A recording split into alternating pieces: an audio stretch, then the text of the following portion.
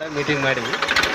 ಈಗ ಇದು ಯಶಸ್ವಿ ಆಗ್ಬೇಕಂತಂದ್ರೆ ನಾನು ಕೆಲವೊಂದು ಉದಾಹರಣೆ ಹೇಳ್ತೀನಿ ನಿಮಗೆ.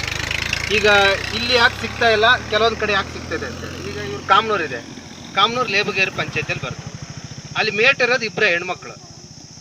ಜನ ಎಷ್ಟಿದಾರೆ? 400 ಜನ ಅದ ಹೆಣ್ಮಕ್ಳು, ಇಬ್ಬರೇ ಮೇಟ್ಗಳು. ಆದ್ರೆ 100ಕ್ಕೆ 100 ದಿನ ಆಳು ಕೊಡ್ತಾರೆ. ಹೆಂಗೆ ಸಾಧ್ಯ ಆಯ್ತು? ಇಲ್ಲೇ ಅಂದರೆ ನಾನು ಯಾಕೆ ಉದಾಹರಣೆ ಹೇಳ್ತೀನಿ ಅಂತಂದ್ರೆ, ನಿಮ್ಮ ಮುಂದೆ ಬೇಕಾದ್ರೆ ನೀವು ಚೆಕ್ ಮಾಡಿರಿ. ಇಲ್ಲಿ ನಾಗೇಶ್ನಹಳ್ಳಿ ಐತಿ, ನಮ್ಮ ಊರ ಪಕ್ಕಕ್ಕೆ ಐತಿ, ಬಟ್ ಅವ್ರು ಎಷ್ಟು ಬರ್ತಾರೆ? 20-30 ಕಿಲೋಮೀಟರ್ ದೂರದಿಂದ ಬರ್ತಾರೆ.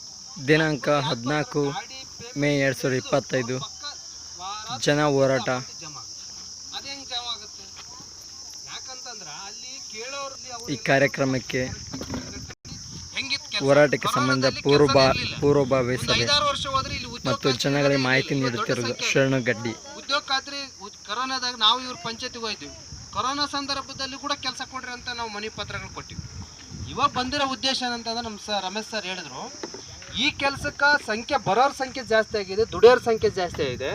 ಆದ್ರೆ ಕೂಲಿ ಮತ್ತು ದಿನಗಳು, ಮಾನವ ದಿನಗಳು ಜಾಸ್ತಿ ಆಗ್ತಾಯಿಲ್ಲ, ಪೇಮೆಂಟ್ ಜಾಸ್ತಿ ಆಗ್ತಾಯಿಲ್ಲ, ಅದು ಸರಿಯಾಗಿ ದುಡ್ಡು ಬರ್ತಾ ಇಲ್ಲ. ಇದು ಸಮಸ್ಯೆ ಬಗೆಹರಿಸೋದಂತಂದ್ರೆ ಈ ದುಡ್ಡು ಏನು ಹೇಳಿದ್ರಲ್ಲ, ಸುಮಾರು ಎಷ್ಟಿದೆ ಅಂದರೆ 80,000 ಕೋಟಿ ರೂಪಾಯಿ ಉದ್ಯೋಗ ಖಾತ್ರಿ ಹಣ. ಆತ್ಮೀಯ ಸ್ನೇಹಿತರೆ ಮತ್ತು ಕಾರ್ಮಿಕರೇ ಮತ್ತು ಕೂಲಿ ಕಾರ್ಮಿಕರೇ,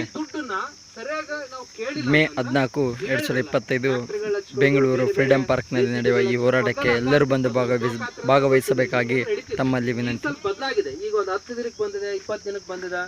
ಸಂಪೂರ್ಣ ಬರ್ಬೇಕಂತಂದ್ರೆ ಕೆಲಸ ಮಾಡೋರು ಇವಾಗ ನಾವು ಅದು ಗಟ್ಟಿಯಾಗಿ ಕೇಳೋಂಥವ್ರು ಬೇಕು. ನಾನು ಉದಾಹರಣೆ ಹೇಳಿದ್ದು ಬೇರೆ ಬೇರೆ ಪಂಚಾಯತಿಗೆ ಆಗಿರೋ ಉದಾಹರಣೆಗಳು. ಯಾಕೆ ಹಂಗಾಗಿದಾರೆ ಅಂದ್ರೆ ಅವರು ಕರೆಕ್ಟಾಗಿ ಕೇಳ್ತಾರೆ. ಅದು ಅಲ್ಲಿ ಅದಕ್ಕೆ ನಾವು ಇವಾಗ ಬಂದಿರೋ